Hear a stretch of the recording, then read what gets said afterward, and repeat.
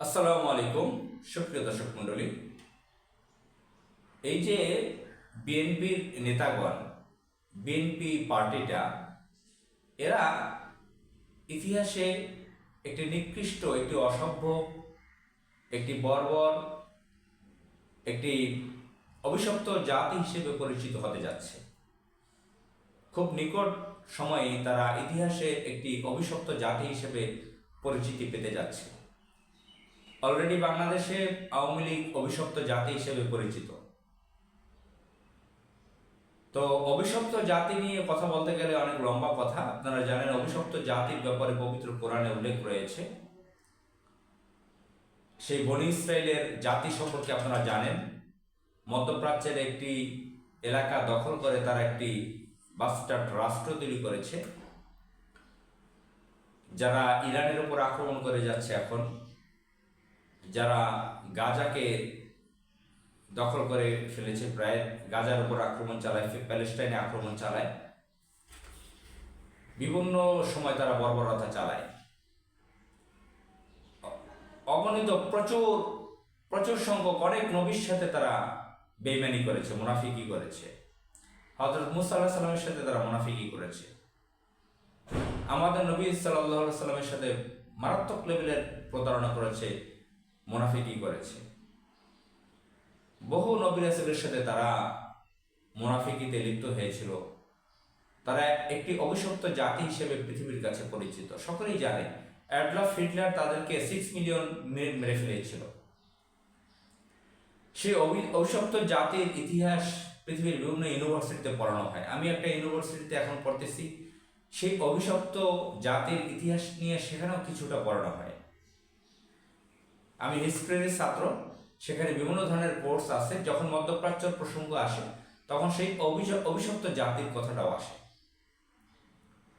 তো সেই অভিশপ্ত জাতির যে ক্যারেক্টার, সেই ক্যারেক্টারটা বিএনপির নেতাকর্মীদের মধ্যে দেখা যাচ্ছে। আমরা দেখেছি যে যখন আওয়ামী লীগ ফ্যাসিবাদ, ভারত দিল্লির এজেন্ট গোষ্ঠী 15.5 বছর অবৈধভাবে ক্ষমতায় ছিল, তখন এই বিএনপির নেতারা তাদের সাথে অনেকেই বড় নেতারা যোগসাজশে ছিল, একসাথে চাঁদাবাজি করতো, ভাগ বাটোয়ারা নিত, বিভিন্ন সিন্ডিকেট তৈরি করতো বাজারে, এবং তারা হাসিনার থেকে টাকা পয়সা খেয়ে আন্দোলনে নামতো না। তারা যে অবৈধ সরকার ছিল, বিভিন্ন অপকর্ম করত, বিভিন্ন নির্যাতন করত, লুটপাট করত, তাদের বিরুদ্ধে আন্দোলন গরম হতো না। খালেদা জিয়ার উপরে নির্যাতন নিপীড়ন চলছিল, কিন্তু তার নেতারা মির্জা আব্বাস, মির্জা ফখরুলরা, আমির খসরু মাহমুদ চৌধুরীরা তারা নীরব ছিলেন। অনেকে তারা প্রচুর টাকা পয়সা খেয়েছেন, টাকার বস্তা তারা নিয়েছেন হাসিনার কাছ থেকে বা ভারতের বিশেষ সংস্থার কাছ থেকে। তারা আন্দোলনে নামেন।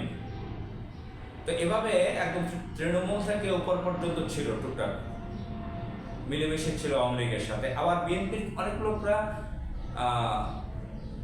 নির্যাতিতও ছিল, তাদের প্রতি মানুষের সিম্প্যাথি ছিল।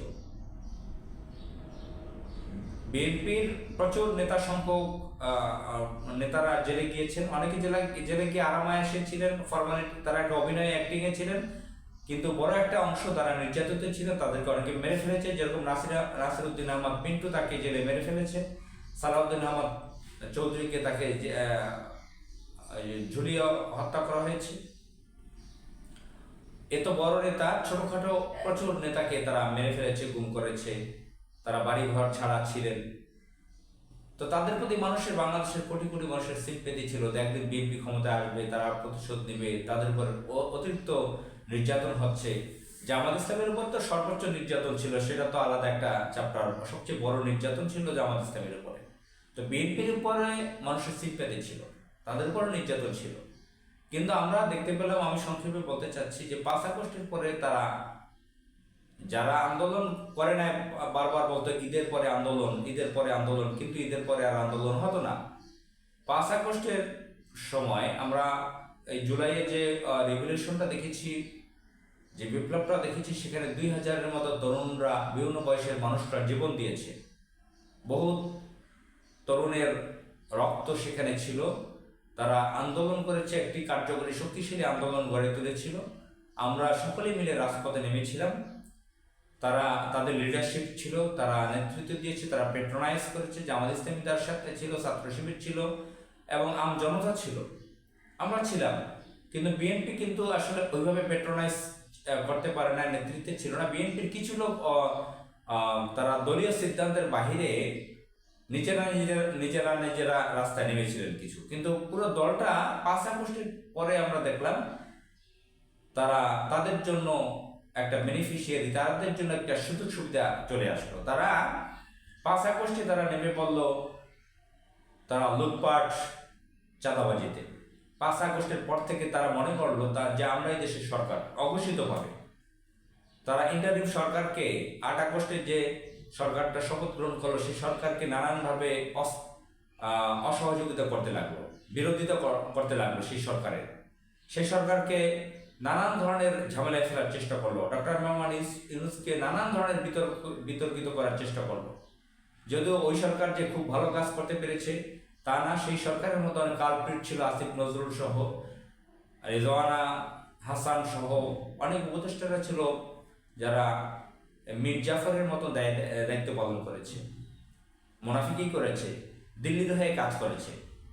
কিন্তু সেই সরকারটা বৈধ সরকার ছিল। সেই সরকারকে নানান ধরনের বিতর্কে ঝামেলায় ফেলার চেষ্টা করেছে বিএনপি, এবং সেই মহা লুটপাট শুরু করেছিল, লুটপাট করেছে, সবকিছু দখল করেছিল।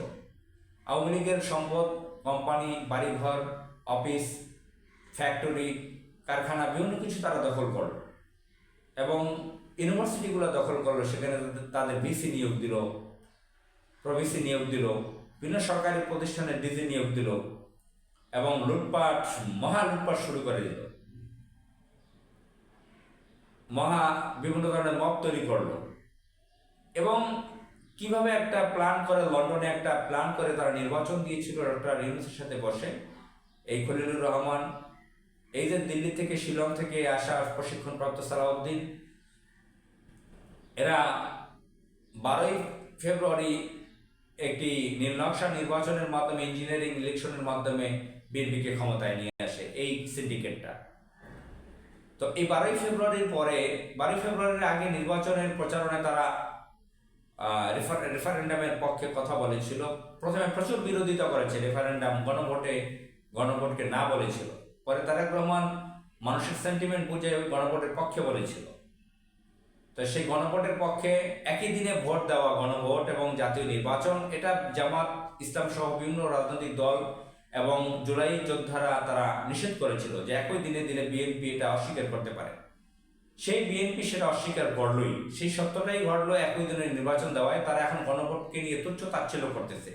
এই যে শিলং সালাউদ্দিন, ভারত থেকে প্রশিক্ষণপ্রাপ্ত 9 বছরের, সে প্রত্যেকটা দিন সংবিধানের দোহাই দিচ্ছে, যে সংবিধান অনুযায়ী এখন পর্যন্ত প্রধানমন্ত্রী শেখ হাসিনা, সেই সংবিধানের দোহাই দিচ্ছে এবং তুচ্ছ তাচ্ছিল্য করছে রেফারেন্ডামকে, গণভোটকে।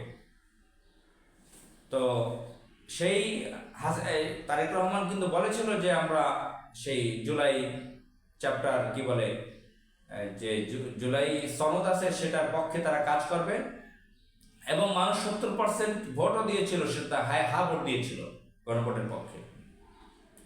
12 ফেব্রুয়ারির পক্ষে বিএনপি সেটাকে অস্বীকার করে, সেটা নিয়ে প্রত্যেকটা দিন তুচ্ছ তাচ্ছিল্য করে। এসব বিষয়ে কথা বলতে গেলে অনেক লম্বা কথা হয়ে যাবে, প্রচুর কথা বলতে হবে।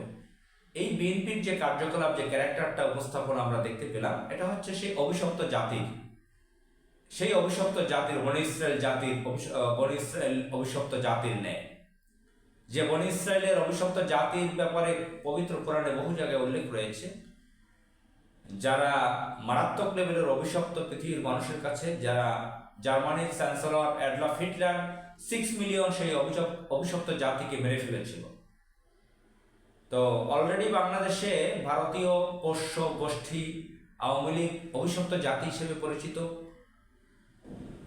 হয়ে মারাত্মকভাবে পরিচিত হয়েছে।